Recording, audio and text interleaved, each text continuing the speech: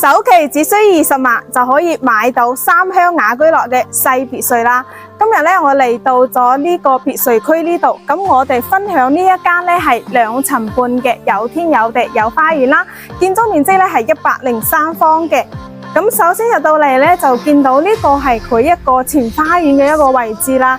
咁佢呢個花園咧都有成40幾平方喎。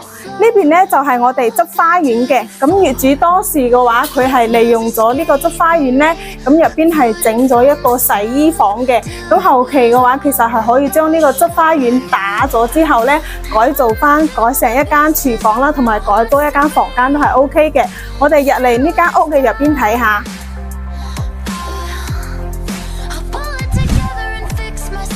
咁入到嚟咧就可以見到啦，呢個就係以前佢帶嘅一個簡單嘅裝修，但係咧業主係港澳人，所以保養得幾好嘅。佢咧係整咗一個開放式嘅廚房喎，因為咧係比較少煮飯嘅，可以見到咧啲油煙咧都係比較少嘅。咁呢邊咧就係佢客餐廳一個位置啦，咁係3.5米嘅一個開間。呢邊咧就係望翻小區入邊嘅。咁餐廳位咧佢就擺咗一個比較細嘅4人位嘅餐台。咁1樓嘅空間係咁樣，我哋上翻上邊睇下啦。上到2樓個位置，我哋首先睇一間大間嘅客房。咁呢間客房咧，業主係擺咗張1.5米嘅床，同埋有整一個到頂嘅衣櫃喺度嘅。咁呢邊咧係望翻小區入邊嘅。咁再過嚟咧係我哋一個2樓嘅公共洗手間嘅位置，都係咧整到乾濕分離嘅。隔離呢一間房咧比較細啦，咁業主係擺咗2張1米嘅床喺度嘅，咁咧都係比較實用嘅呢個戶型。咁2樓就係2間房，我哋上翻主人房嘅空間睇下啦。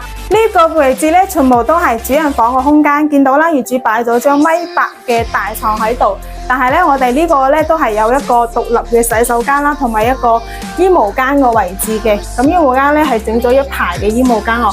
呢個洗手間都唔細嘅喎。咁咧佢係擺咗一個細浴缸喺度哦。我哋出翻嚟呢個平台呢度感受下佢呢個景觀啦。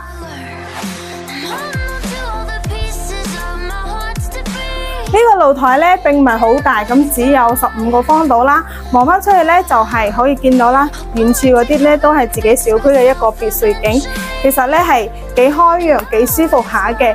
咁呢間屋保養得咁靚，咁就係花園嗰度咧要自己再執下。入邊嘅話，如果你唔介意，其實都係可以直接做到拎包入住嘅，總價145萬。咁首期嘅話20萬左右就 OK 啦，咁每個月月供都係去到5000零蚊到嘅。